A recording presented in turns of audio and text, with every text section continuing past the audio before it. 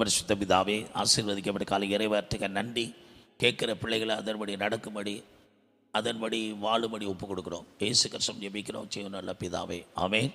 அல்லேலூயா, அல்லேலூயா, அல்லேலூயா. இந்த வார்த்தையை, தீர்க்க தரிசன வார்த்தை கேட்கிறவர்கள், வாசிக்கிறவர்கள், அதனுடைய நடக்கிற பாக்கியம் வெளிப்படுத்தி செய்ய சொல்லப்படுகிறது.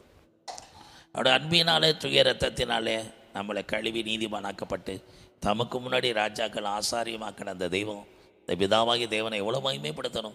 அப்படிப்பட்ட ஸ்லாக்கியம் பெற்றவர்கள் ஆண்டவரே இயேசு கிறிஸ்து நாம் எல்லாரையும் எப்படிப்பட்ட மேலான சந்ததியாக கொண்டுட்டு வர அவர் என்ன தியாகம் பண்ணார் நமக்கு தெரியணும்ல.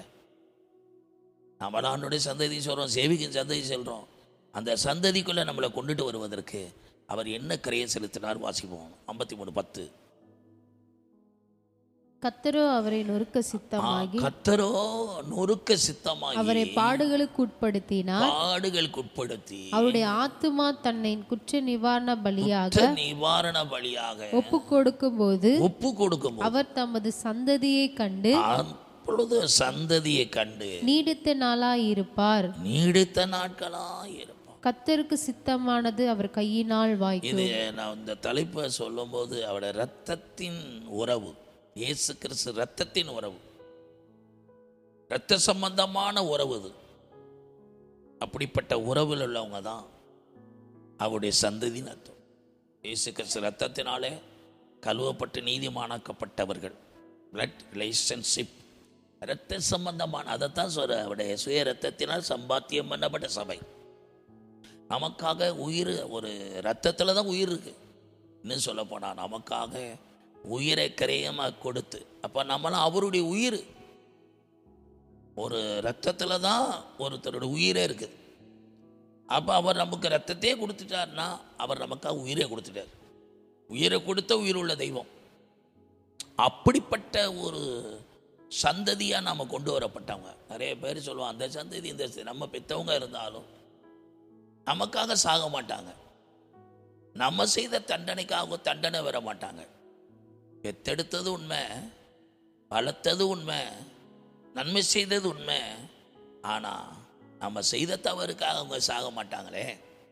நம்ம எல்லாருக்காகவும் கர்த்தராகிய இயேசு மரித்ததுனாலே நம்ம பாவிகளாக இருக்கோம், துரோகிகளாக இருந்தோம். நல்லவர்களுக்காக, நீதிமான்களுக்காக இந்த உலகத்தில் யாராவது ஒரு இது இறந்தால் மறிக்கிறாங்க. ஆனால் நம்ம பாவிகளாக இருக்கும்போது கிறிஸ்து இயேசு நமக்காக மரித்ததினால் தேவன் நம்ம மேலே வைத்த அன்பை விளங்க பண்ணினாராம். இது கேட்குற அன்பான பிள்ளைகளை, நம்ம நீதிமான்களுக்கு இருக்க ஆண்டவர் நேசிக்கலை.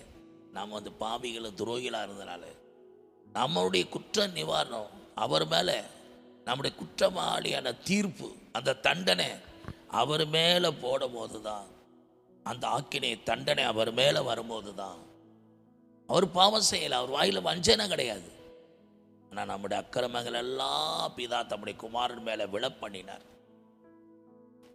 அப்படி தன்னுடைய உயிரை கிரயம் செலுத்தி நம்ம சம்பாத்தியம் பண்ணப்பட்டவங்க தான் நம்ம.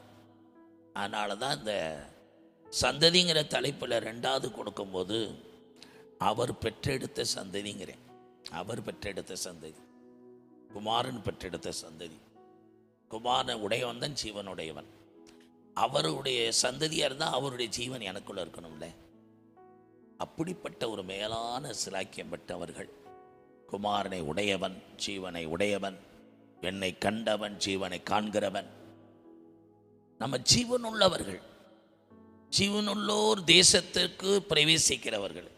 நம்முடைய தேவன் ஜீவனுள்ளவர், மரித்து உயிர் தெழுந்து உயிரோடு இருக்கிறார். 2வது, ஜீவனுள்ளோர் தேசத்துக்களை பிரவேசிக்கிறவர்கள். அவர் நமக்கு கொடுத்தது ஜீவ மார்க்கம். அவருடைய வார்த்தை ஜீவ வார்த்தை, ஜீவ வசனம். அதனால நமக்குள்ள அந்த குமாரனா இயேசு இருப்பார். ஆனால் கிருபையும் சத்தியம் நமக்குள்ள இருக்கிறதுனால நம்ம ஜீவனுள்ள தேவ பிள்ளைகள், ஜீவனுடைய வார்த்தை நிறைந்தவர்கள், ஜீவ மார்க்கத்தை பெற்றவர்கள், ஜீவனுள்ளோர் தேசத்துக்கு உரியவர்கள் என்றெல்லாம் சொல்லலாம். ஆனால் இதை கேட்குற அருமையான கர்த்தருடைய பிள்ளைகளே, நம்மளை உயிரை கொடுத்து மீட்டெடுத்த உயிருள்ள இயேசுவின் பிள்ளைகள் நாம் எல்லாரும். அதனால் நமக்குள்ளே இருக்கிற உயிர் கிறிஸ்துவின் உயிர். அந்த உயிர் உள்ள வரையும் அவரை ஆராதிப்போம், உயிர் உள்ள வரையும் ஆராதிப்போம். அந்த உயிருள்ள தேவனுடைய ராஜ்யத்துக்களை நம்ம பிரவேசிக்க நாள் வரையும், அவர் நம்மளை அழைத்து செல்லும் வரையும் அவரையே ஆராதித்து அவரையே மகிமைப்படுத்துவோம். இயேசு கிறிஸ்துவை ஜெபிக்கிறோம், செய்யும் நல்ல பிதாவே, ஆமென்.